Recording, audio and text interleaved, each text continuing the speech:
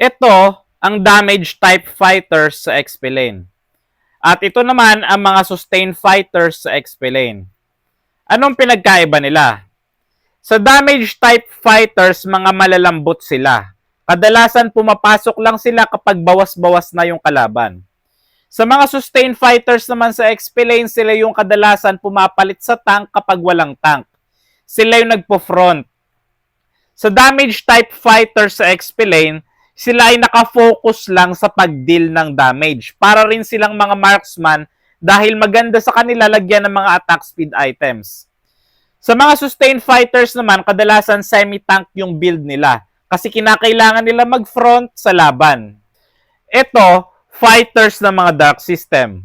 Ito naman, fighters ng mga pro players.